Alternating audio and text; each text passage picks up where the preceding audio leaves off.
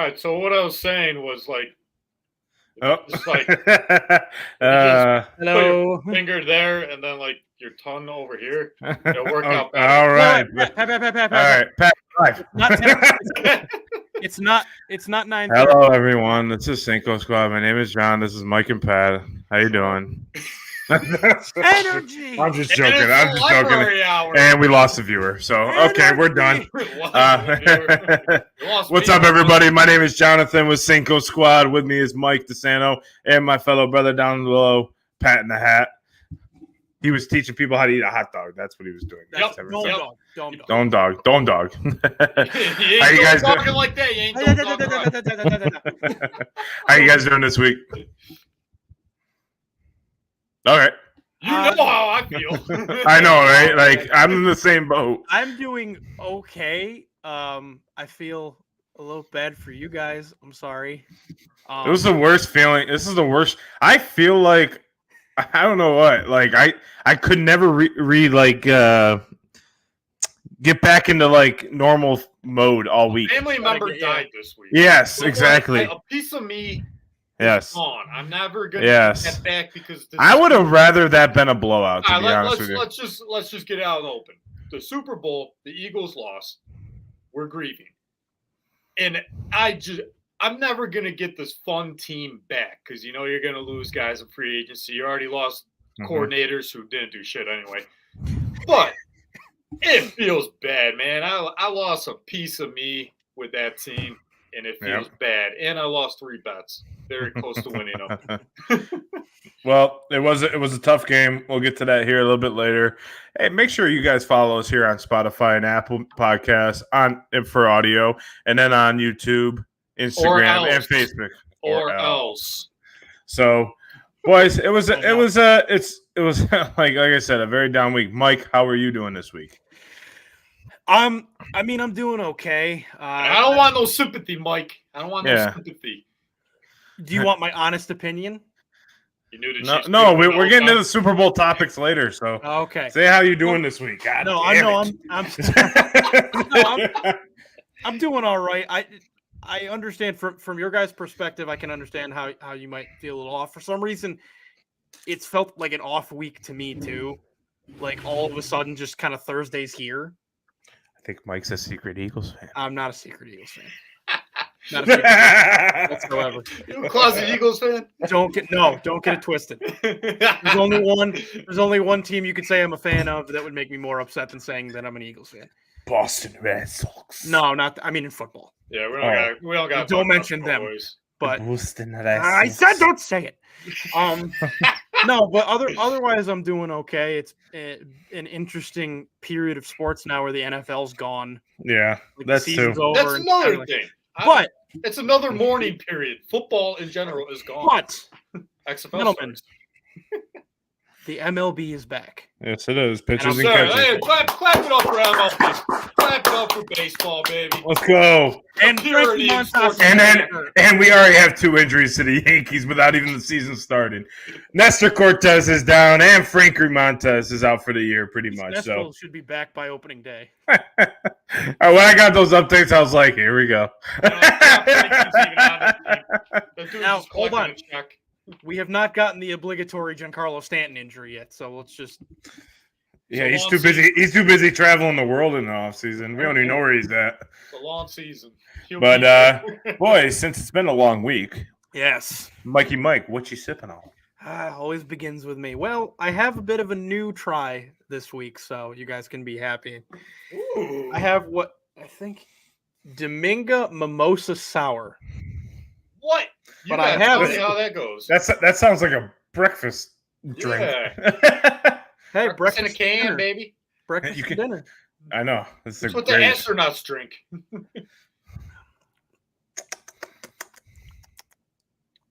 God damn, that's pretty good. Hey, yo. Good. Hey, yo. Pat, what you sipping on? Oh, you already know what it is, boy. Okay. Classic blue. Classic blue. On the bottle. In the bottle. I am a bottle bitch. He's a blue in the bottle. It's in the fridge. Had to do it. Bottle. All right. All right, no Mikey. more bottles. Going straight cans. Yeah. Well, Yeah, John, what you sipping on? I got my jugs. God, will you stop with the freaking I turned Sorry. it up too. Sorry. Let me see if I can turn this down. Well, That's a bad visual right there. what? You're like, let me see if I can turn this down. There's no turning that. Golly. Turn up for what?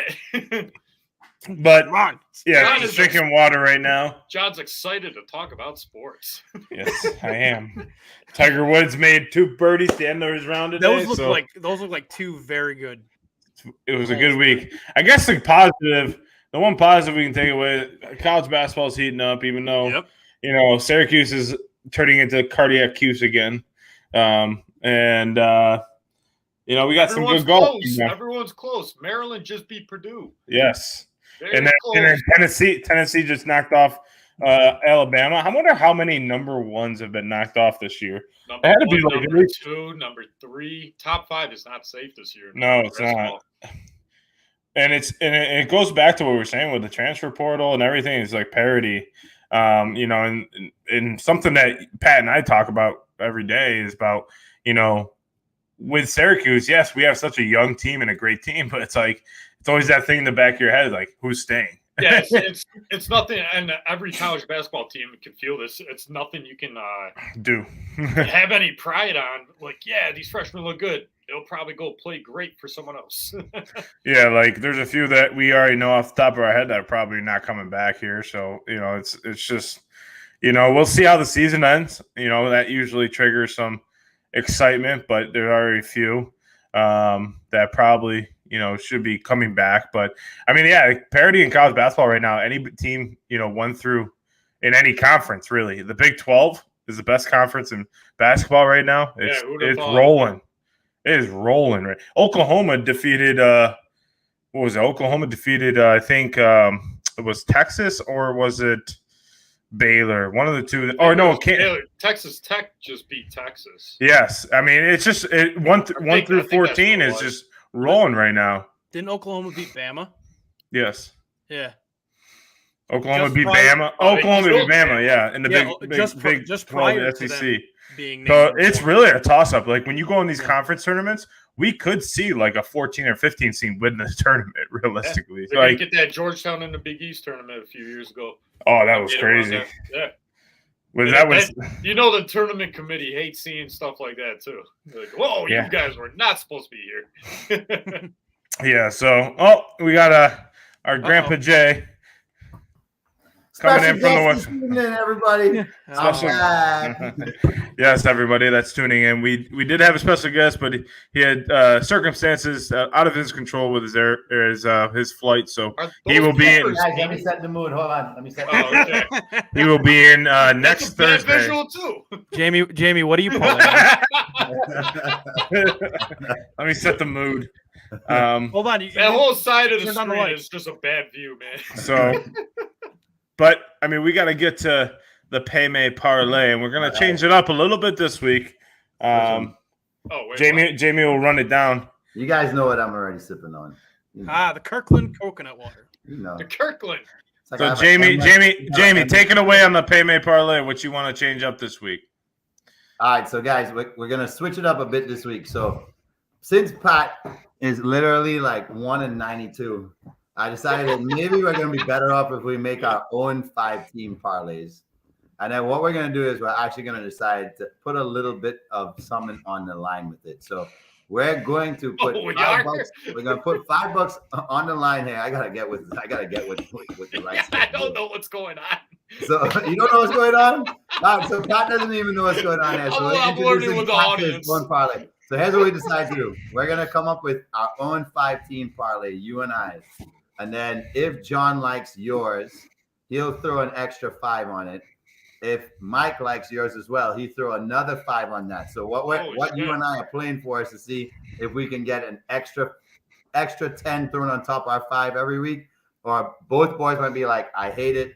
I hate both of the parlays. I don't want anything to do with it. So you and I are left with putting 5. We're kind of going versus each other then. All right. Whoever wins. Yeah. Whoever wins.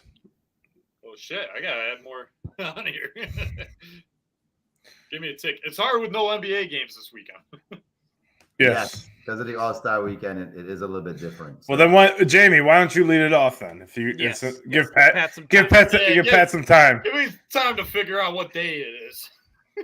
All right, no problem. So, it's Tuesday. Well, sure. All right, I'll see you guys on Thursday. Pat, don't take anything tonight that's a 17-point cover by a West Coast team. That's my advice. I almost won that one. If almost counts, then It was like a 14-point game. I was like, shit. All right, so here's what we're gonna do this week. So since we have to come up with that 1-5 and sports is rare, I'm going across the pond. I'm going straight over to England. And my first two I pick Pat.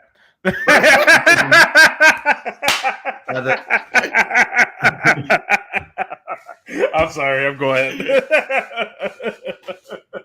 Go ahead, Jay. My bad. So I'm actually riding high on 3 road teams this week in England, and I'm going with the 2 top teams. I'm taking Arsenal to beat Aston Villa. I'm taking Man City to beat Nottingham Forest, and I'm beating Liverpool. I'm taking Liverpool, which is the biggest risk, and I don't bet on my own teams, but I'm taking them this week to beat Newcastle. So I'm going with 3 games in the Prem where the 2 top teams are winning, and I'm choosing my boys. I haven't put them in any bet so far this year. I'm taking 3 of who I think are the best teams because, of course, my boys are that good, even though they're having a great year. So Arsenal to win, Man City to win, and Liverpool to win. And then I am going to go to the college floors. And on Saturday, we have some very interesting games. One in which I think can end up being an upset, but I'm not going to go there. All this talk about Oklahoma and how good they are. I'm taking Texas at home. So I think Texas needs a big win, and Oklahoma has been a giant killer for quite some time now. So I'm taking Texas to win at home. And Miami looked very impressive against Duke. I think that, or North Carolina, excuse me. And I think that Miami ends up winning a close one at home against Wake Forest. So I'm taking Miami. I'm taking Texas. I'm taking Man City. I'm taking Arsenal. I'm taking Liverpool. Who wants some of this action, baby? Put 5 on it. Who wants some more on it? Pat, we need 5 teams. 5. Here we go. 5 and alive. I'm rolling with it again. I'm gonna nail it until I get it right. Penguins, Islanders over 6 tomorrow. Boom. Boom. Until I get it right, I'm picking the Penguins. Okay. All right, Blackhawks, Senators under 6.5. Blackhawks cannot score. It's going to be a low-scoring game in that game on the frozen pond. All right, next I'm going to college basketball tomorrow. Dayton over Loyola Chicago. We're wrecking Sister Jean. Sorry, Jamie. -7, Dayton. I'm picking Dayton -7 to cover. That's a good pick. I mean, Loyola Chicago's really down, so that's a good pick. This one was kind of weird. I saw Niagara with a 0 next to them. Never seen that. Usually it's just a pick 'em. Niagara over Mount St. Mary. Greg Paulus, shout out. We're going Niagara has a 14-9 record. St. Mary's 7-17. So that's a road win for Niagara. And here's my 17-pointer. Kent State. Kent State -17 over Eastern Michigan. Let me give you guys the point differential. Differential. Kent State is 21st in point differential, plus 11.3. Eastern Michigan is 338th with a -7 point differential. What's that equal, boys? 18. That's right. Math, not my strong suit. Shouldn't have zoned out. 4. I'm just joking, fat. And that's how you roll a parlay right off the tip of your tongue. So baby. I actually am gonna go with Pat on this week. So Mike, you got Jamie's soccer. He doesn't have to. No, I don't. I don't. Yeah, Oh, he doesn't have to. No one has to watch soccer. No one has to watch soccer. I just don't like. I don't like the Miami over Wake Forest. Wake Forest is playing really good basketball. They are. And Miami plays really close games too. And that Oklahoma Texas is going to be really tight because it's that rivalry. So it's gonna be a I don't think Wake Forest is Miami's going to beat Wake Forest this weekend. So I just want to take Greg Paulus. I know you do. Yeah, our future coach at Syracuse. No, whoa. Really? So they say. Not So saying they that. say. Fake No, news. sir. Or That's a real different news. bet for a different time. No, sir. Tune in like maybe Alright, 2 or 3 years to find let me out. see what I can get. What's 20 up? to 30 years. Boeheim will be 102, still coaching. Of He'll, course he'll he be will. like one of those heads off Futurama. Just on the Yes. bench. Just hold it there. He will specifically be the Richard Nixon head. Yeah. Yes. Yes. Spitting image. Spitting image. Run the zone. I am not a crook. I'm Richard Pat, Nixon. where'd you get? I don't know why my normal site isn't giving me because I probably want to see what that Texas Oklahoma. I bet you it's under 2 points right now. Let's see what No that's at. free ads, but I go off a Bleacher Report. Bleacher Report. Yeah. No free Bleacher ads. Report. No free ads. Well, that's our Pay May parlay. Tune into our socials here after the show. Wait, Mike, who you thinking? I didn't. Oh, I thought you picked. No. I thought you picked Pat. Oh, I'm going to pick Pat, but I had not right said it yet. Oh, Jesus Oh, Christ! oh. Mike. With my familiarity The of hockey. suspense. Well, we got into a different conversation. Yeah, I'm gonna take Pat. I'm way more familiar with hockey, and I think his hockey picks are on point. Plus, yeah, Oh shit. Loyola Chicago is absolutely abysmal this year. Yep. So Dayton should easily be able to beat them. Yeah, they're very bad. If you're Very bad. comparing records so far this year, you're going with the guy who has a .20 He's due. winning He's prediction. due. What do you Well, want from me, none baby? of you guys. What do You you want? guys got a bet And- this week. And Yeah. for the record, I always start off saying this was a really hard week to pick. These are not games I would normally bet on. But I did my research, did my homework, pulled hockey out my ass, and we're gonna win, boys. Put some money on it. I'm glad I your like the homework consists of pulling things out your backside. You know what? Sometimes that's how you do your best on your homework. Is just All right. All right. Yep. Well, that's our Pay May parlay. Tune into our socials here after the show. Mike and I will put those up. We're gonna send Pat $5 and hopefully win some money so we can double down next week. I hope Yeah, I get some win groceries. and I ain't sharing shit with y'all. Very well. Well, it was Jamie. You missed our beginning conversation. Well, it was a rough week for two of us here at the Yeah, I'm sorry. at the guys. squad. It was a very odd week. It was just like it felt like something was in our hands and someone just stole it. You Yeah, know? I would feel that way too. And we just I don't like to make excuses, but like damn, there's a lot to go there. One of the many was the field conditions. I thought it was weird how in the beginning of the game. So and I'll get to the question and the topic here in a second, but I thought it was weird how they kept rolling the field in and out when they kept saying it was frost out during the week. Didn't understand that. When there's frost, that usually kills the grass. So why would you put real grass outside and continue to put frost outside? So that's one thing that I didn't understand. But apparently this is not new for the NFL. Apparently this is something that they've been doing for a while, that they test out brand new field surfaces every single Super Bowl. So every Super Bowl, there's a brand new field that they're testing out. Why is the Super Bowl the time you test out a new field? Yeah. It makes zero sense. It The makes biggest game. sense whatsoever. You have X number of playoff games. You have 18 weeks of regular season and 3 weeks of preseason, plus a bunch of practicing and all that before that for OTAs and mini camps and all that, that you have so much time to test the field. You have from like August to February to be able to test your field before the biggest game of your season, bar none. It makes no sense to me. I could not believe it when I heard that. I'm What do you guys not making reasons for the NFL because I hate Roger Goodell with a burning passion. But it might be because this is one of the few times that it's a neutral site why they would test it. Yeah. I mean, you're not going to do a playoff game at home where one team's traveling. Yeah.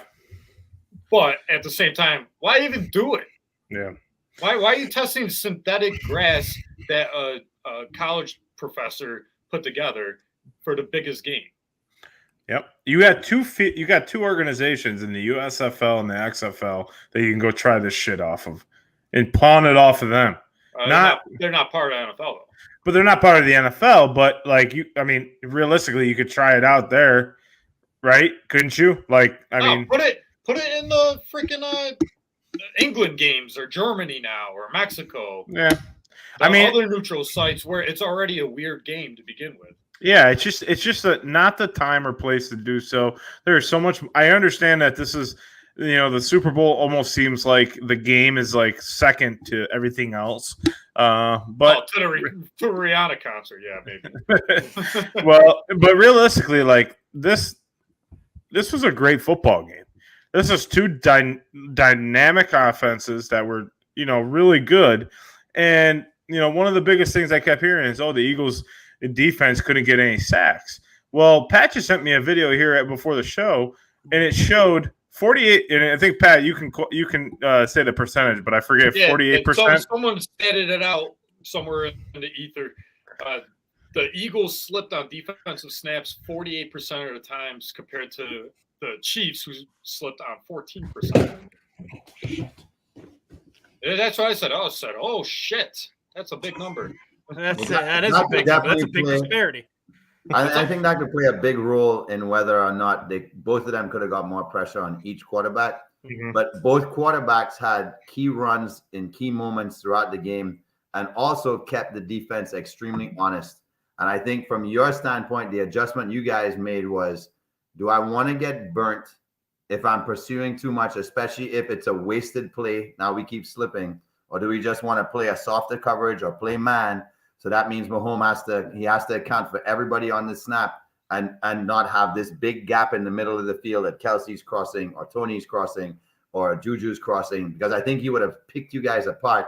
Well, they did play soft. If wasn't slippery and you were trying to over pursue too much throughout the game. Gannon, who just got the head coach job for the Arizona Cardinals, he played the softest defense. Yeah. And it might have been an overcorrection for the slipping. Yeah. But my thing is, I heard this off of a part of my take, Barstool podcast. The guy who directed the field and put the field in place and had his team working on it was an individual from the Chiefs organization. Interesting. So both teams have to play on the field, but one team could have prior knowledge who don't have to change your size of the cleats. It should which be the Eagles had to change. Neutral. Like that makes no sense. It should be this guy neutral. Has a Super Bowl ring already with the Chiefs, and he's working on the field. No, he is. I'm just saying, take the holding call out. I'm all about this field thing, man. Yeah, I mean, there was a lot of missed calls here in this game. In my opinion, there's a lot of what ifs during the game, But I'm not going to take away from Pat Mahomes and who he is as a quarterback. At the end of the day, I'm still going to respect him because I know he is a dynamic. Like us getting beat on that corn dog play, that's just poor defense, like right there. So I'm not going to make excuses for stuff like that, but I will. When it's tough to get to the quarterback. Excuses are what fans are made of. Yeah, but the players can't make excuses. They actually play. There's one thing. This is what I want to go to a bar later on and shoot the shit with someone and say, hey, that holding call. What if? Yeah, I mean, and like, I think Jason and Travis Kelce, when I listened to the podcast this week, it was really good. It was a really good show. I mean, I guess I'm assuming like Jason was not his normal energetic self, but like he said, he felt the field conditions for himself were not as terrible as everyone made it out to be. But that's a guy on the field, 60% of the time. So here's something that could have, and I don't know if anybody can confirm this. But did they rehearse the halftime performance several times on the new field? No idea. I'm assuming so because here's my thing. I think too many people have access to that field prior to the game. I thought about that. Other games, it's like they're not creating divots. They don't have to keep retreating the field. If you're putting props on there and you're having hundreds of people stomping on the field and dancing and doing rehearsals, and then whatever else you need for those props, heavy machinery to pull it in and pull it out. And so you're constantly having to readjust. And that's But hard to at the get something same right. time, Rihanna's platforms were set up like Super Smash Brothers above. Yeah, the but you field, still needed something to come and set them up to put them on the Yeah, wire, I mean, right? that's one factor, but that happens every Super Bowl. There's always a stage or something like that happens, or people on the field and stuff like that. I would say more or less because, and I think it was more the painted areas, honestly, than the actual fields, like the actual green field. I don't think that played too much of a factor. When they got on the NFL logo or the Super Bowl logo, that's when you saw guys slipping the most. And I don't know if that had something to do with the paint or something, but it just doesn't make any sense to me when I heard that they try out new fields every year. And I'm like, you're just asking for injuries. Well, hold up. So I'm just thinking back. I'm saying, all right, the Super Bowl is the only time there's a real neutral site. Let's think back to 2 previous Super Bowls where the home team was the Super Bowl host. Were they trying out new fields then? Supposedly. Yeah, they definitely did. I Both know of those for sure. home They teams definitely did with the LA. Bucks. They definitely did with the Bucks. So And with the Bucks, they definitely did because there wasn't as much. The Bucks is an all grass field, so and that field was not torn up like it normally is. Right. Okay. I'm just thinking. No. I mean, It's a good point. It's a both really home good. teams won when they're hosting the Super Bowl. Now we get the first year 2 You're teams. right. Are not, something's going on, man. You're right. The Eagles should have There hosted is the a Super train Bowl. that derailed in Ohio, and we're shooting down aliens. I'll pick apart every conspiracy theory going on here, man. Pat, you're right. The Eagles should have hosted the Super Bowl. You're right. I'll take that too. You're absolutely right. Unfortunately, It was an odd week though. Like I don't know why. I mean I do know why, but like I would have rather us get blown out. Then I could be like, okay, we got our ass kicked. Blown out. Okay. That's that. I was just like, it felt like the Super Bowl was like right here, and it's just like, all right, nice. Yeah. Another hat, another shirt, another hoodie, and then all of a sudden it's like, where'd it go? Wait, where'd it go? Oh, by the way, it went to Sudan and Western Africa. That's where all those it's that picture. So you're telling me the Philadelphia Eagles didn't win the 2023 Super Bowl? So if I go to Sudan, I'm going to see Eagles. Yeah, the Eagles 2023 Super Bowl champs. Like, you're mad, bro. That's you actually won the game. You damn right they won the Super Bowl. They got the real merchandise. But wasn't it kind of cool to see the watch parties around the world in different places? Like Ghana had an Eagles watch party, Germany had a Chiefs watch party. That was kind of cool. It means the globalization in the game is expanding to where there's certain territorial pockets in these cities that are big fans of a particular city or team. That's kind of cool.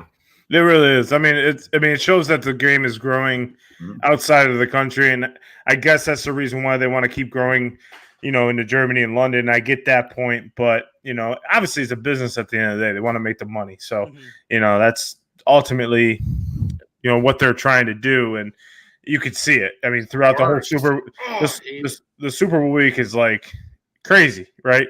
But I mean, from a lot of the players, it's really only crazy Monday and Tuesday, because Monday and Tuesday doing all the media, all the the shows before the pregame video. They're doing media the whole week. They got radio show spots and all that shit. Right, but once Wednesday hits, they were saying that they typically go back to normal lifts and normal treatment and whatnot. It kind of turns into the actual all right, this is a game this week, right? So it's like, but you're right, they do have media every single day, but it's just not.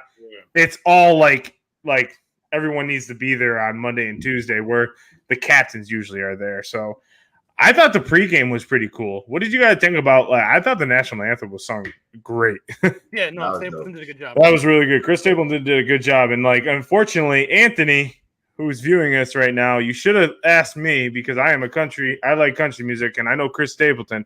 I would have definitely taken the over on the 2 minutes. So No, I think say Anthony. You told me Anthony. Garrett. You lied to me.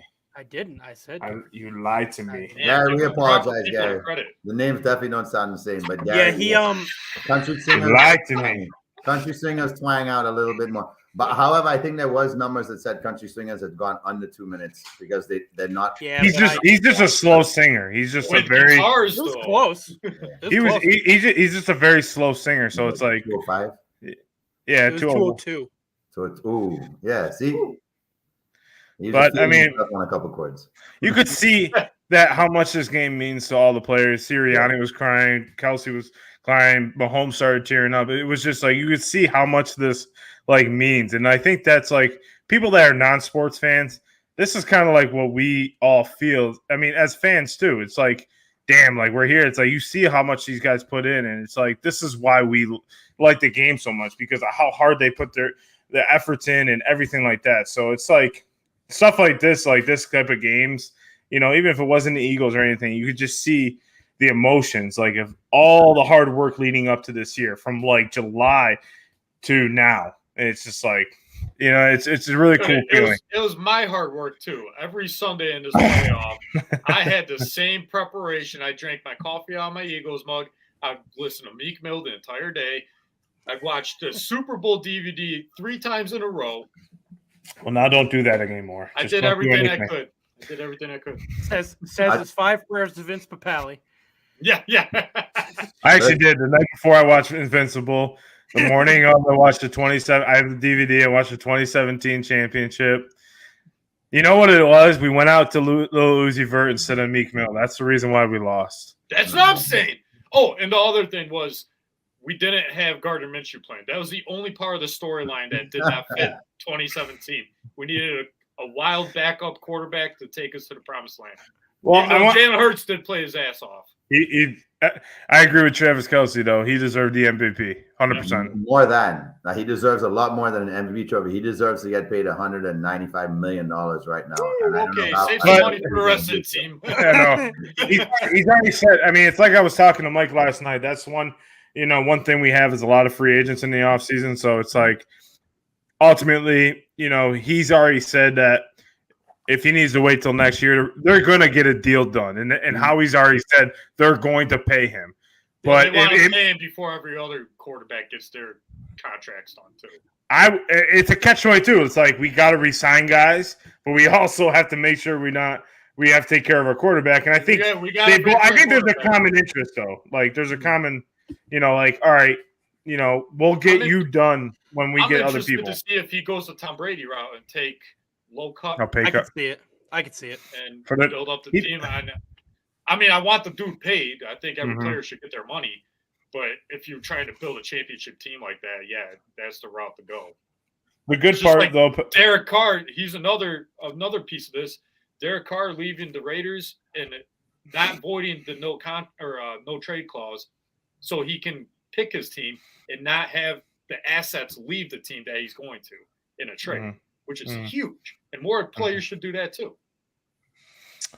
Jamie, Mike, I want to get your thoughts. What do you think as a non-fan in the game? What do you guys think of the game? What do you guys think about everything? Sorry, I dropped my drink after you guys said what you said. I think we cleaned it up. The audio is recorded. Jay, you can go first.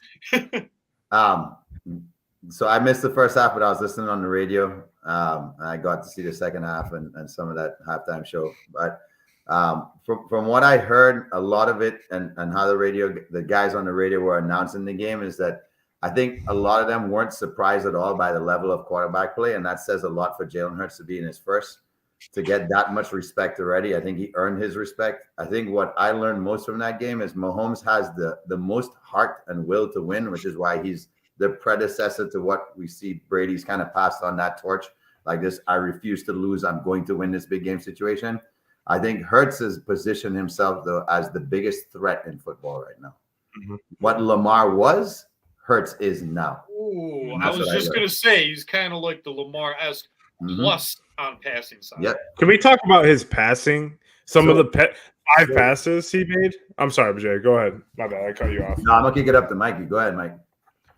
No, I totally agree. I think I know it sucks that the Eagles lost, and I'm obviously taking being a Giants fan out of it. Much respect to the Eagles for not only beating us 3 times, but you're good, man. Yeah, I remember all 3 games, But you also beat the Cowboys, which You're a good man, Mike. Thank you, Pat. You're a good man too.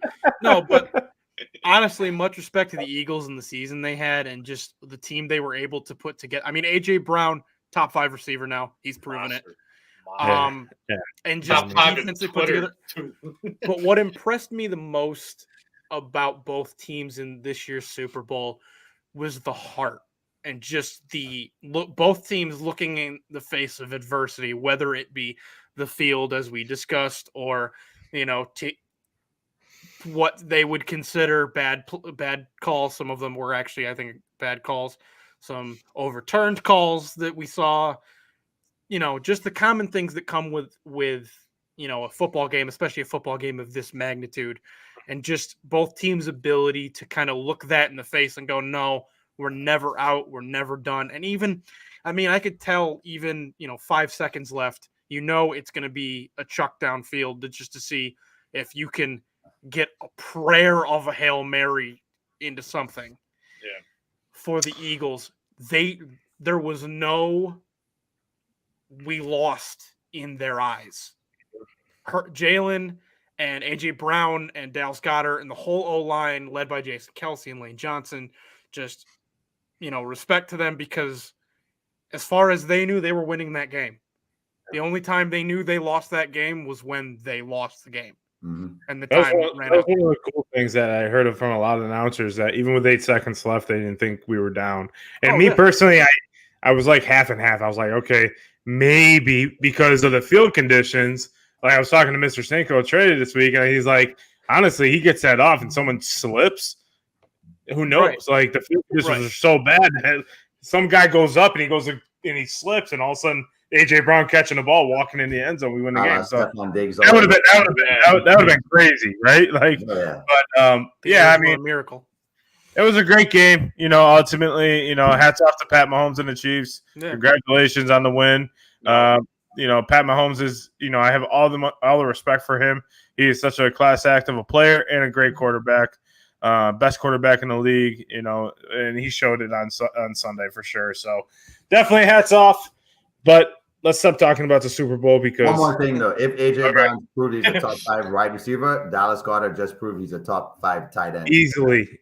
Like, and I heard so many people saying he wasn't, and I'm like, come on. Yeah. Devontae Smith too. Devontae.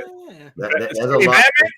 Come on now. Devontae Smith, man. He's one of the better number 2s in the league. I don't know. It might be the best 1-2 now. You could argue. Yeah.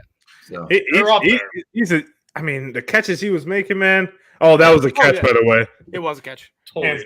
Totally a catch. I said this to John earlier in the week. If Goddard's catch was a catch, as they called it, that's a catch. Yeah, that's a catch. Like David Tyree. All right, let's. All right. Yeah, moving on. Moving on to we have the NBA All-Star game this weekend, which I totally forgot. It like popped up out of nowhere. I was like, "Oh shit!" Like it happened already. Yeah, right. Like so. Behind the scenes for people, we had a show planned, even whether Quentin could be on or not. And then John was like, "Wait, the All-Star game's this weekend." I'm like, "Okay, hold on." So one of the questions is, do we like the draft style, or do you want to go back to the East versus West type more? Because I feel like the East and West now are more balanced in players now, that I think we can go back to that. Before it was kind of like heavy side on the West, LeBron on the East with Jason Tatum, and this is like when Jason Tatum was young, Pat. So like he was in the rookies. He's still 19. I know he was good. I thought you were going to be 19. What? He's still 19. Yeah, I know. He looks like it. He still looks like he graduated from Duke. Yeah. Or he didn't graduate. So. Do you think they changed it because they knew the trades were going to happen? What do you mean? Kyrie was a starter. Goes to Dallas. I just think they wanted the best players in. I'm throwing the conspiracy theory. But I don't even think that. I don't think it's the 24 best players, honestly. Like there's still a lot of people that are missing out on there. Like the Knicks, is it Jalen Brunson, I think it is? He's top 5 guard. Yeah. And he's not in the game. It's like it's really not, I think it's more fan vote than anything because I don't fan vote the starters, right? Is it fan vote start? I'm not 100%. The fans vote the starters, correct. Yeah. So I think that's a little, that's tough, right? Yeah. every other All-Star is, for any other sport is picked differently. So, do you guys like the half and half, Who wants to go first? or do you want the draft style? Jake, go for it, Jake. So I think the NBA has taken the biggest approach to really making this the fans all-star experience. And then they've really like taken that initiative to say like, you chose these guys, so you should tune in since all 35 million of you voted for these 10 players. So they're trying to almost guarantee that like there's some viewership there, right? So I think it's a smart business model. In terms of the style of it, it's taken away from a rivalry I love. Like I loved in the mid 90s and stuff where you had the gritty East and then you had the West was more flashy. So you have your like Malone, Stockton, Kemp, Olajuwon, even though it doesn't seem, flashy, like compared to the grittiness of Ewing and Jordan and Pippen and like the East style. It was such a contrast of basketball. So it was nice to have that East Coast, West Coast rivalry. And I love that. What they've done now is I think they try to even out the teams a bit, because it would have been very West heavy. But with Durant in the East and Giannis still in the East, and you have emerging players like Jimmy Butler's in the East, and you have emerging stars like Tatum, I think it's more balanced than it's ever been. That's why it would be more intriguing to me if it was still East-West, because this seems like the most balanced it's been since I remember basketball, with superstars are loaded on each side. Yeah, I mean, I see that, and honestly, I just got an update right now that Giannis exited the game with a right wrist sprain. So there goes one right now. No, no Giannis, no KD. The list keeps going on. Maybe no LeBron. I mean, he's been hurt. That almost makes it unwatchable for like 90% a lot of times. And I think a lot of I miss the East versus West, because you got the games where you had Kobe versus back then you had Kobe versus MJ, and in the early 90s, right? So back when MJ was playing for the Bulls. So but you had those like you said, little mini rivalries where those guys actually played against each other. And there was a stat that something popped up that LeBron and KD, I think you mentioned it last show, LeBron and KD haven't played each other, or I think Pat did. Yeah, it's since 2018. And that's crazy to me. And that's but it makes sense now that they're on the opposite end of the when they're in the West, in the East. But it's just those would be the games where you would watch. It's all right, so KD's gonna face off against LeBron. Who is the best? So those type of things. So it's gotten to be really I think boring, the game. And not only the game, the skills competition too. Mm-hmm. The skills competition is people don't want to do the dunk contest. People don't want to do 3-point contest. It's come on, can we get someone? We're getting bench guys. We got bench guys doing this, and no shade on them. They're probably really good, but it's why am I gonna have this guy that plays 7 minutes of gameplay do the 3-point contest, and then you got Steph Curry sitting on the bench? Mm-hmm. Shouldn't you want to beat Steph Curry should be in it every single year? There should be a limit to, or I don't even know how you do it, but you got to get the best players to play.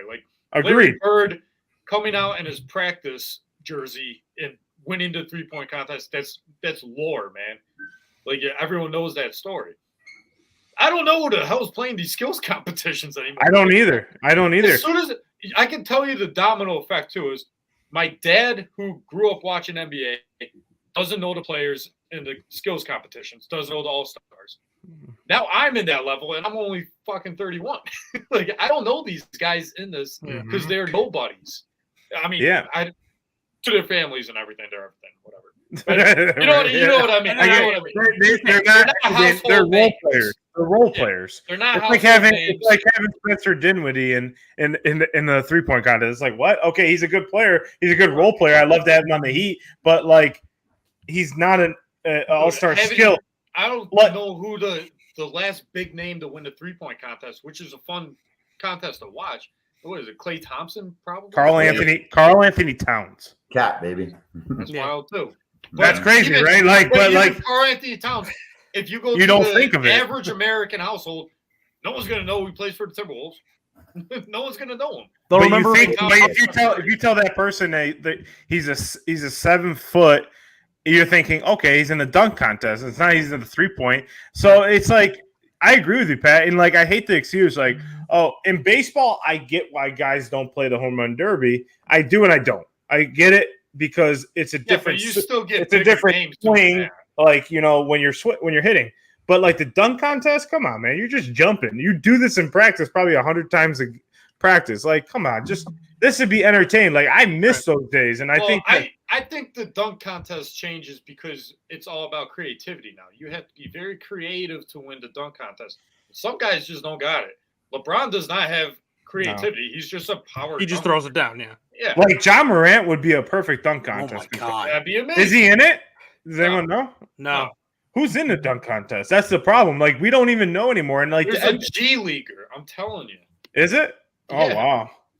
Like, and I get like you're trying to get these G League guys like some opportunity because they do have a break here, but it's just like I miss those days, and I do think there's a lot of talent in the NBA 1 through 12 now than there used to be on the rosters. But You want the participants in this year's dunk contest? Oh my god. I'm looking There's at only him too. 4. There's only 4. It's been 4 for a while now, like for about the last 3 or 4 years. because they're not They creative, can't like you get said. enough. But it's Kenyon Martin Jr. for the Rockets, Trey Murphy III, New Orleans Pelicans, Jericho Sims for the Knicks, and Mac McClung. Remember Mac McClung? Mac He's McClung, the I G know. League. I remember. He'll probably win. But I remember him from all the social media hype when he was going to Georgetown, and then he just Right. Yeah. But He can dunk. he's the G leaguer. But he can dunk. The dunk. So Yeah. and he'll probably win.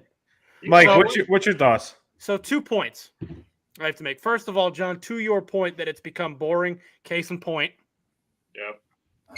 Uncle Mike, NBA. I gotta go. The weekend is fun. Yeah. but From the what game- the whole experience Not makes bad. it fun.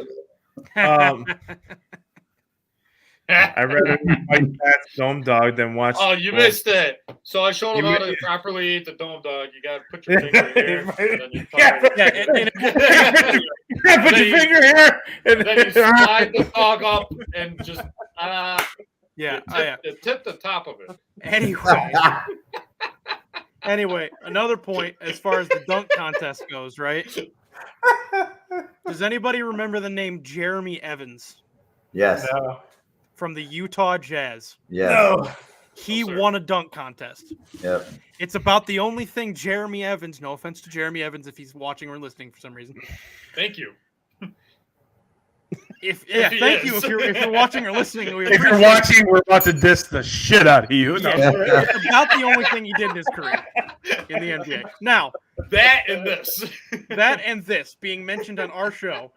And believe me, I understand that Jeremy Evans, who did nothing else but win a dunk contest in his NBA career, would absolutely torch me one-on-one because he's like 6'7".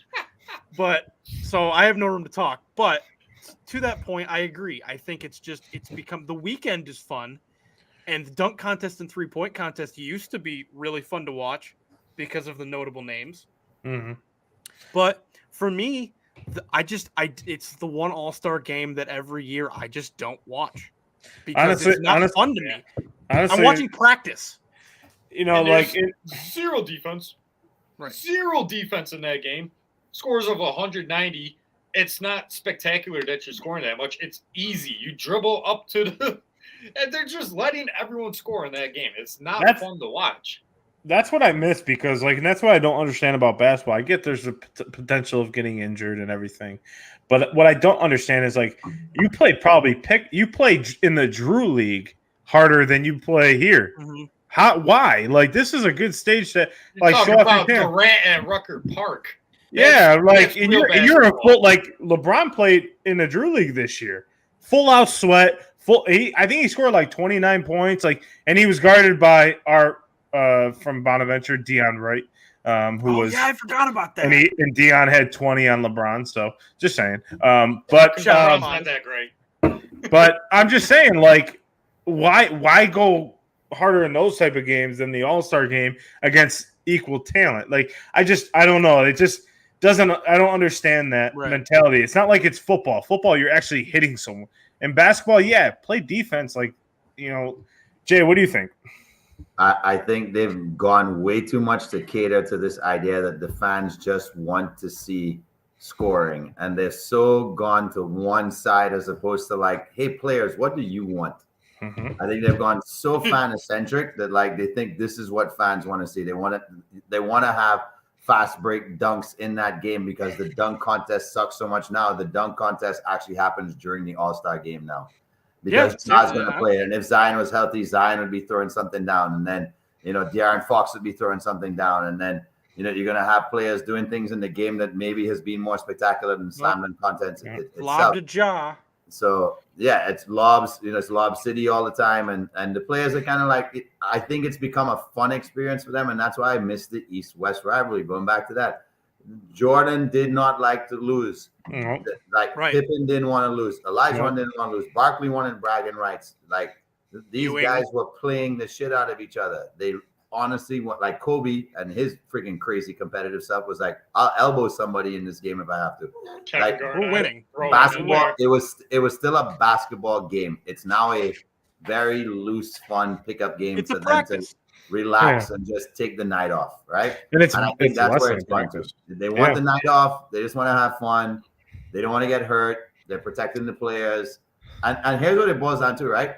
Back in those days where I'm talking, nobody was being paid $45 million a year. They were getting $45 million over 4 years.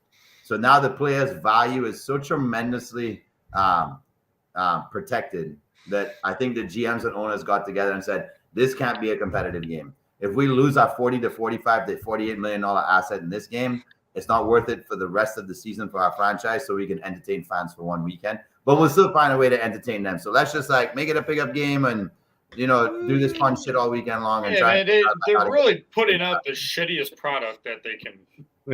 For All-Star Weekend, yes, it's the shittiest product. And that's the crazy part, because like everything around All-Star Weekend, like I was mentioning earlier, is really fun. Like Mr. Cinco's been to one I think in Cleveland, he was saying, and he was saying how like the atmosphere around there is cool. You got celebrities, you got all the stuff, all the like the parties and all the other stuff is really fun.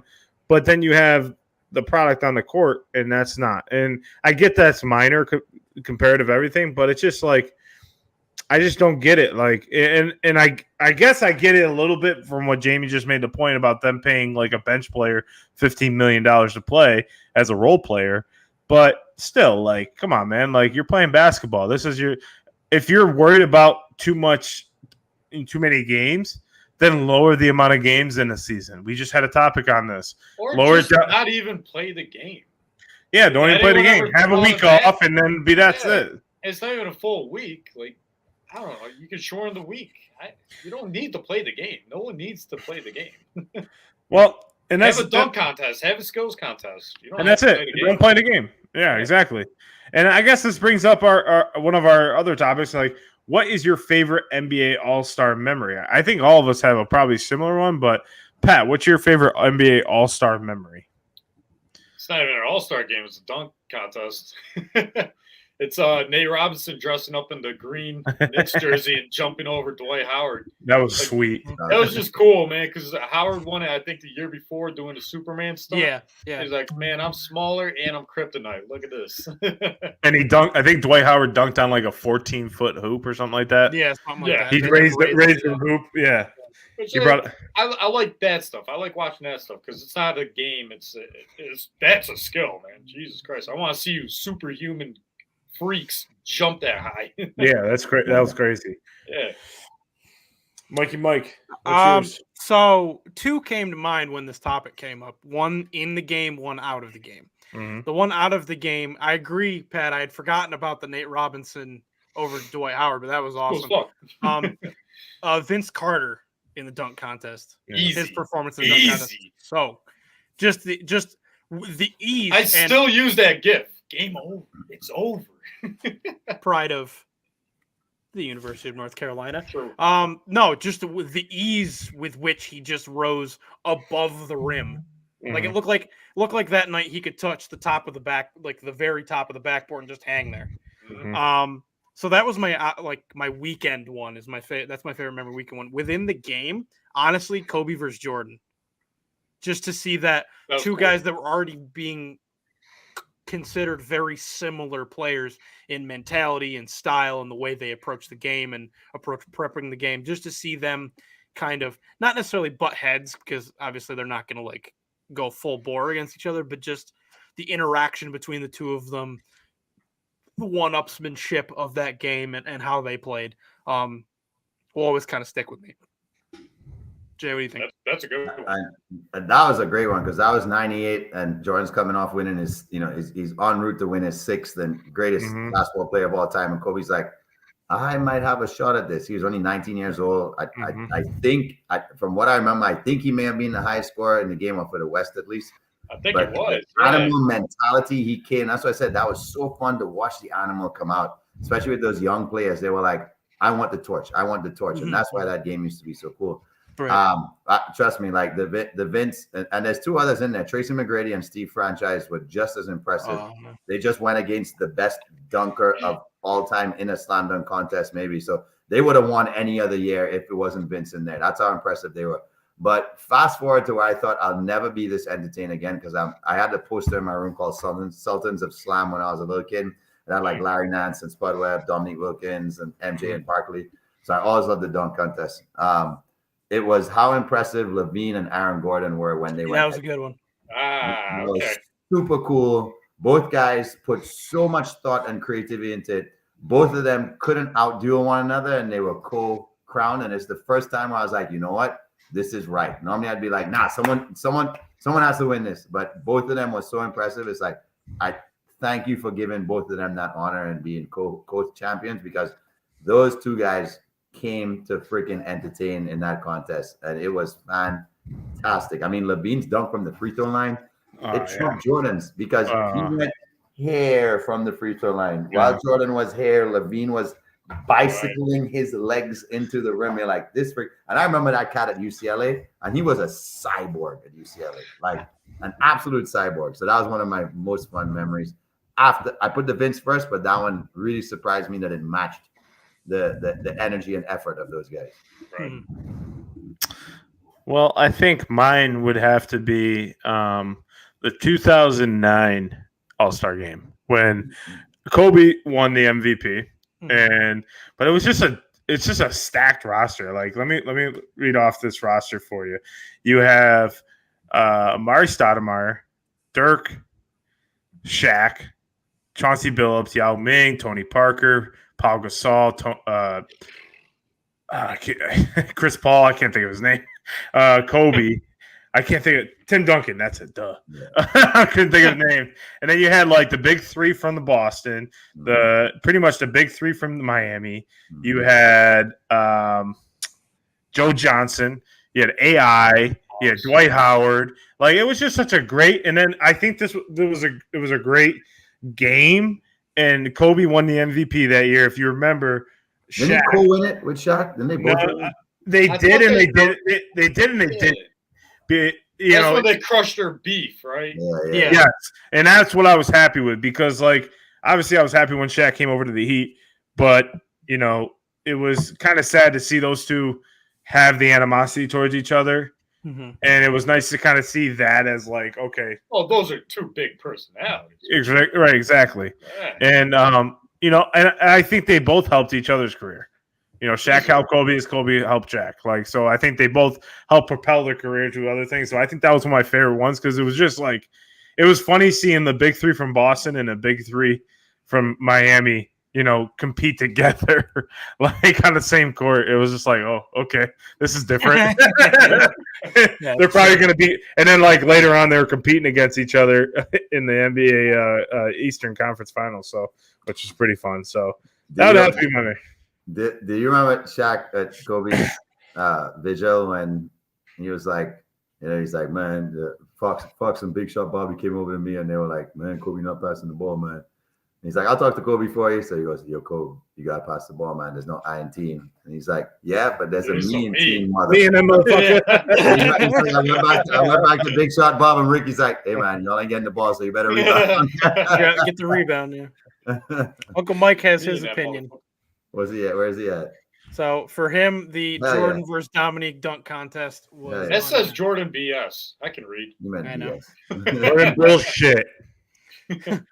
Better than Jordan. Cocaine is a hell of a drug, Jamie. You didn't hear me say those words. You did. You said them, not me. You, You got that, Rick James. Rick James. I think what made Jordan's dunk really like why it was difficult is because he held the ball here and he brought it here and kept bringing it back there. Where I get like Levine brought it back here, it's still kind of cradling it. It's still tough. I mean, I can't do it, so I'm not going to critique dunks. Well, plus But, no one did it either. When I used to try to dunk and I'd do like this and I'd make a dunk, reaching it forward was a lot easier than bringing it from here and being able to control it. You can dunk? I used to be able to funk, not just dunk. So having that means he farted when he was in midair. yeah, that's how we got a little bit more right. That's why I started to go from here because I was like, That's why everyone's a good one to get some lift. It's much harder to take the ball out of sight to dunk it. Yeah, I get that. With control, yeah. I get that. I was just saying, like, just hold it, palm in the ball, but these guys' hands are the size of my Must laptop. be nice to dunk. But still My- be able to stand nice. there. In credit to Uncle Mike. Uncle Mike, my favorite one isn't the free throw line. It's the rock the cradle where he came from the baseline. Yeah. I did this, and his head was going towards. I watched that so much on replay. Some days when I reminisce, like that's my favorite dunk of all time for sure. Yeah. Favorite. Honestly, if you want to have people in the dunk contest, you should have these like the college dunkers that have Or the pro college. dunkers. The college guys. Have you seen the college like at the end of the year when they they don't make like the tournament or something like that, and they go to the like showcase or whatever? They got some creative ass dunks. I was like, damn, this is pretty good. I know it's in the middle of their season, but I'm saying like these guys got some. I'm like, damn. I watched last year. I was like, wow, this is creative. Jay Yes, did he it first did. in an NBA All-Star. ABA. Holy Yeah, What no. was that? What was that? 1922? What the hell? John has that as a stump the squad. question. 1978. Damn it! Who won that? Nah, man. No, those I 76, agree, John. Those college kids, they pull out some freaking they are creative. So I think if the dunk contest should. Well, that's why Mac McClung's in it. Honestly, that's why I think he'll win. I feel like he's He'll still win in. too. Yeah, me too. Some kid recently, they have these pro dunkers now. Some kid dunked over 3 7-foot guys and cleared them and didn't touch them. Did you see the video? Like I should have sent it to you guys, but there's a guy dunking over. It says dunking over an 18-wheeler, and he like slides across the 18-wheeler's hood and slams it. He's like dunked over it. I'm like, no, you didn't. You jumped on it and slid across. He went I mean, over it. Technically, and it went over. Yeah. It was just hilarious. I was like, Wow. wow. Under it. Yeah. 1925 confirmed. Dr. Oh, okay.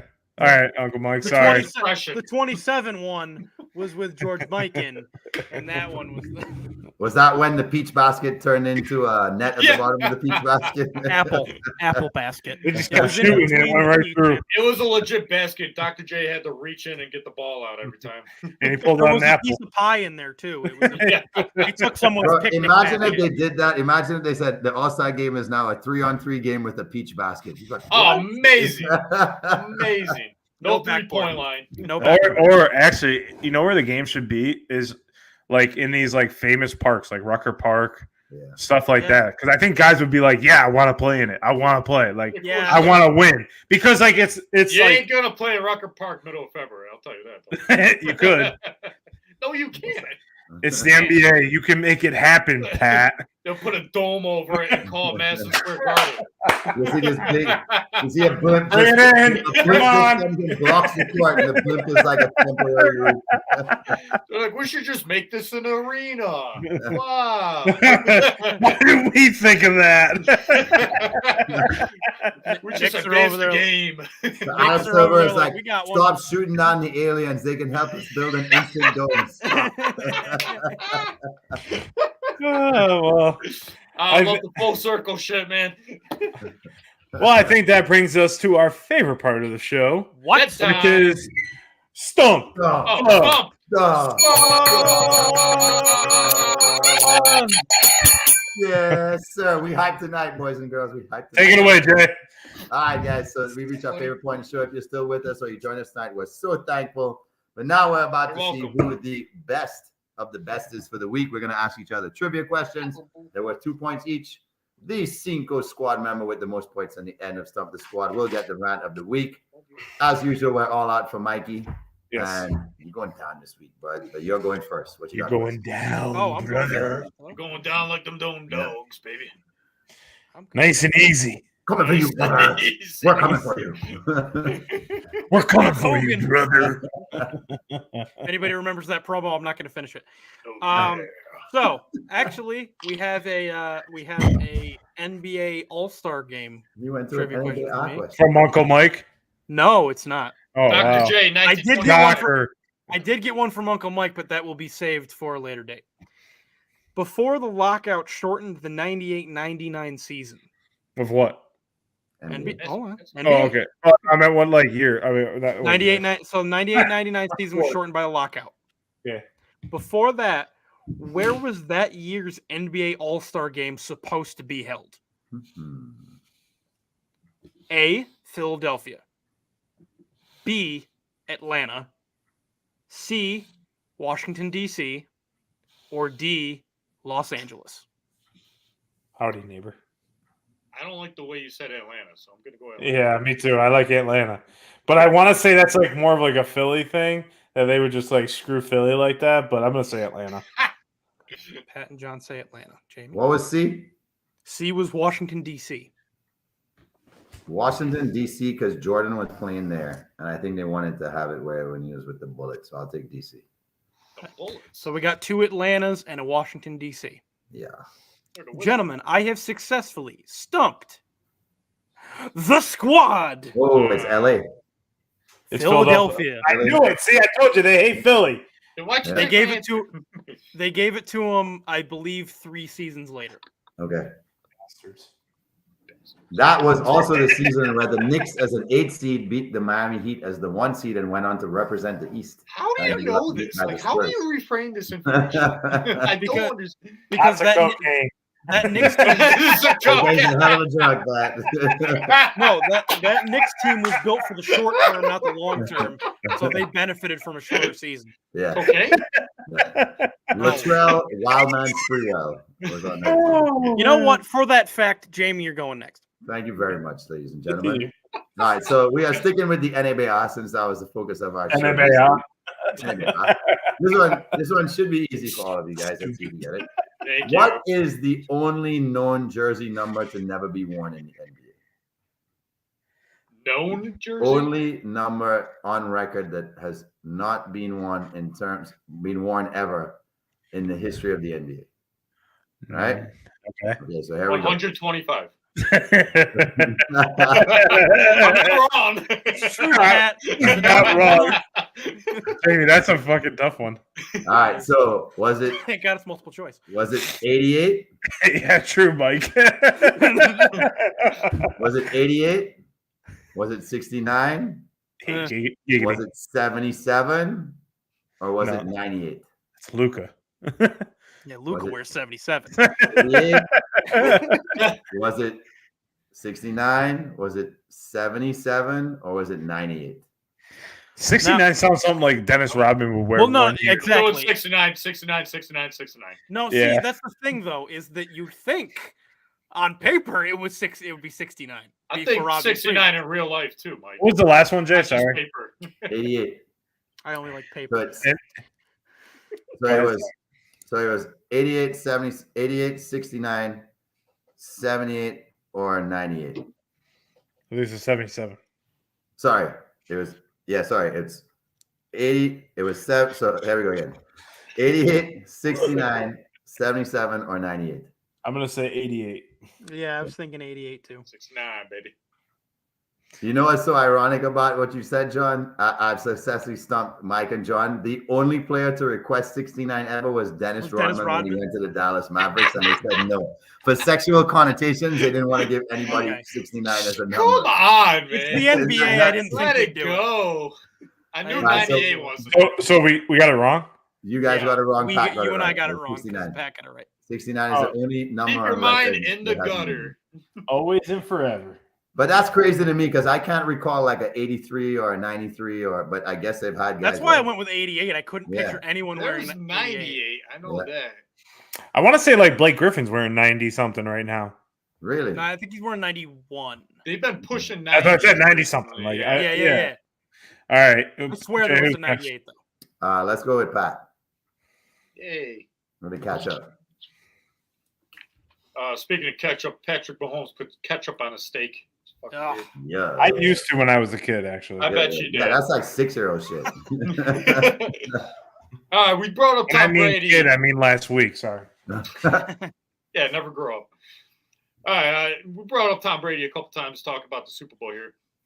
How many teams does Tom Brady have a win percentage less than 50% in his career?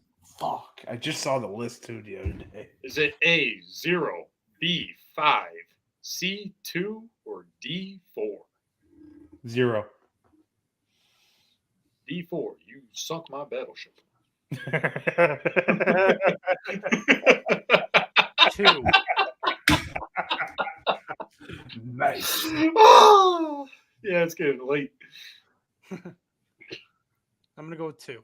Got a 0 and a 2er. You gotta think the Giants have to be 1. You'd think so, I wouldn't think you? so, right? Yeah, I'll follow in Mikey's footsteps. Let's go with. Oh, I'll go with 4. Threw a little sneaky in there. Fellas, I have successfully stumped Mike and Grandpa Jay. It Oh, is my 0. Wow. He has two Knew it wasn't the Giants. teams, Broncos and 49ers, exactly 50%. Yeah, Wow. they're tied. Like I knew there was 2 teams that were like tied with that, but But we Jay, forget how many. I think they said how many games have been won in a 5-year period. I think he has 2 separate periods where Yes. he's in the top 4 list, and then Mahomes is right in there. So he has won 2 so many Hall of freaking Fame games careers. in a Yeah, 10-year he won. career. Like in 10 years span, he won so Yeah. many games. all right. I Jay- guess it's Jay- my turn. Jay, I promise you, those 2 Super Bowls are the only time he ever lost to the Giants. Yeah, he's beat him every single Yeah, one. yeah, you're right, yeah. yeah, he's like 14 I and 2 watched- or something like I that. watched all of those games. Some Yes. people are asking if he's clutch. No. Eli is. All right, my turn. And it's down to Jay's at -4, Mike is at -4. They're both out. Me and Pat still are in contention with me at -2 and Pat at 0. I'll take it. So Wow. my question is, Well, all right, which member? Wait, hold on. Time out. Mikey Right. and I can get it right, and you and Pat can get it wrong, and we all tie. Oh, you Yeah. can't get it wrong. I can't do math this late, Jay. Well, yeah, Pat- minus Pat 2, gets- so okay, technically, so we're all in it. yeah. Okay, so Hey, how many spit Well, particles? How many spit particles did I just go? Ready? 3, 69. 5? 69. 69. we need sound clips. I know. Okay, so in the 8-member ACC conference, who won the very first ACC tournament in 1954? Was it Duke, Wake Forest, NC State, or North Carolina? Wake Forest. NC State. Say it with me, Mikey. Come on, let's go a 4-way tie this week. Just say Wake Forest. So the thing My is, first I foursome. need Pat to get it wrong, so I need to bank on the fact that Pat is wrong. So I was between those 2, so I have to go with Wake Forest. I'm not wrong. I know it wasn't Duke because I think it wasn't Duke because they were pretty bad before Coach K. It wasn't UNC either. Yeah, I know. I want it to be. I have successfully stumped He's typing, so that means Pat won. Right. Grandpa Jay and Mike. It is Yeah. NC State. So, It's week 4. Wait, I'm the champion? yeah, you won. You won. Oh, okay. You got 2. Well, here we go. Pat's Oh, I randomly- never did myself. I never did myself. Here, send it over. Send it over. I'll do it. Ready? Ding, ding. Pat's rant of the week. It's going to be about the Super Bowl. Sometimes the better team does not win, and Jalen Hurts showed he was actually the better quarterback in that game, too. He had the stats to back it up. The 3 rushing touchdowns ties the record with Terrell Davis in the Super Bowl. He threw the ball everywhere with precision, just dimes down the field, left and right. And I feel bad because the dude played his ass off. He got the respect from the league. There's people talking about, I can't believe Patrick Mahomes is the underdog to Jalen Hurts. He proved that he was worthy to be the other quarterback in that game. which people To be the favorite quarterback. to be the favorite quarterback, but people still had doubts about it. And the Mhm. franchise and the league, no one was really talking about him being the guy. It was normally the team that's set up around Jalen Hurts, Micah Parsons. He did it. He proved that he is a franchise quarterback, MVP caliber in his second year. He did all this in his second year starting. We kind of forget that part too. And whatever contract he gets coming up here, I think it's well deserved. Jalen Hurts is my favorite dude on and off the field. Mhm. And if he was on any other team, I would love the dude. I can't read. Hurts Super Bowl Super Bowl 57 MVP. We'll take it.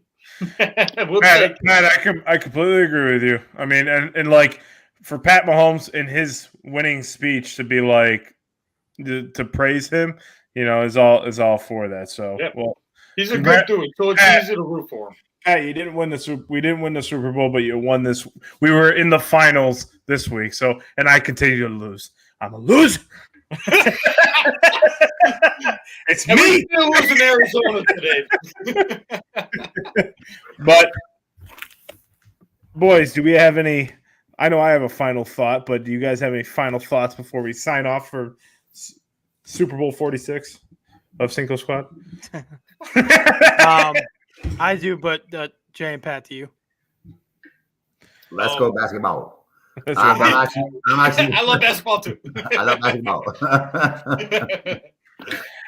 But how about Tiger Woods? I have one thought. Tiger Woods -2 today. Birdie's the last 3 holes to go to -2. He's not limping on the course. He's playing good golf. I don't know if he'll win it this week, but definitely nice to see him out there. They said that the crowds were like 12 to 15 people deep, like following him around all day. That's just crazy. Like, That's an average Tuesday for me. yeah, no. John, didn't he come out and say that he feels like he could win too? Yeah, I mean, he says anytime he steps on the course, he's going to feel like he's going to win. And, I mean, it's cool to hear the other guys, too, praise him because, like, they interviewed Scotty Scheffler, who's playing the best golf right now, Colin Morikawa, all these guys, and they're like, it's a little nerve-wracking seeing him, and he's, like, locked in on the course. And, he's friendly, but he's, like, locked in on like he was when he was winning all those majors. So, it should be an interesting weekend. He's paired up with his 2 buddies, Justin Thomas and Rory McIlroy. So it should be a fun end of the weekend. When's his son going to start participating in this? He can't yet. How old is he? He's only 13. So he's got a Okay. few. He's got a few years, but I mean, he's already actually, ironically, John Daly's son is #1 in his age class. I He's a heard that. really good golfer. Really good golfer. I mean, But- it kind of makes sense. John Daly was a heck of a golfer too. So Before we get out of here, my final thoughts. I did want to pass on prayers and condolences to the family of Paul Whelan, who was a professor and mentor for John and I at St. Bonaventure. He was also the first media director and color commentator for the Buffalo Sabres. He's the one that hired Rick Jeanneret, for those Sabres fans out there that may be watching or listening. He's the one that decided to hire him and who ended up being the play-by-play guy up until I think last year or the year before for the Sabres. So passed away this morning at the age of 84. So just wanted to send out good vibes, prayers, and condolences to his family.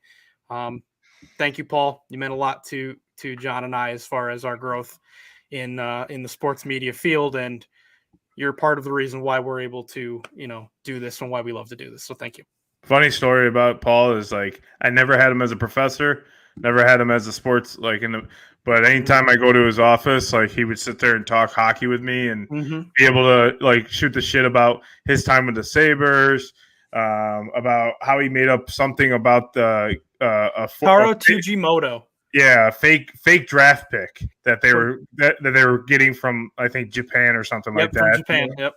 And whatnot. But it was just so cool to talk with him and just like shoot the shit about different things and his stories. He has stories for days. He would sit there for like a couple of hours talking. So, but rest in peace. Our condolences and our prayers are with his family, and definitely gonna be missed. Great man and a great professor. Yes, absolutely. Now, on that note, too, respect and condolences to everybody having to unfortunately bear another school shooting again at Michigan State.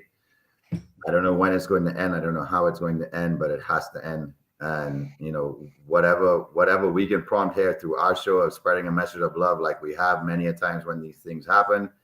I think it's a matter of more people preaching that it's much better to deal with people who are hurting than to ignore people who are hurting, because this is the result of that. So, hopefully everybody out there that needs help, or anybody who's listening to the show and feels like you got to reach out and you feel like you need to talk to someone, there's always somebody in your corner. Never feel alone. There's hotlines for that. There's people on your side, whether you think so or not. So let's reach out to that person who we know might need it the most. And a lot of times we don't follow up Valentine's Day with more love. We reserve it all for one day. When these things happen, the message it says to me is, let's just keep giving it. You don't have Pet to a dog. Pet a dog. You Yeah. can't feel sad petting a dog, man. Yep. You're right. Yeah. Go to a shelter. You're right. Go to a shelter. Go to animal Honestly, shelter. yeah. Feel much better.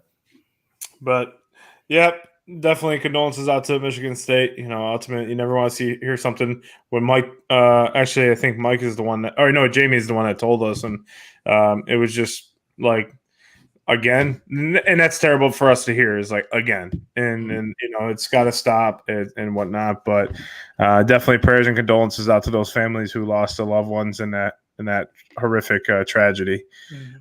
But boys, it was a great show. We'll be here. Everyone tune in next week. We have a guest on. Quentin Rose will be on next week. He is a Westchester Knicks G League team who took a W here on Wednesday. Watched the game, and he'll be joining us live, talking NBA, talking about his career path, everything. So tune in live. We'll be here 8:45 p.m. Eastern, and we'll see you here next week. Have a good weekend, guys, and go Sports. Bye.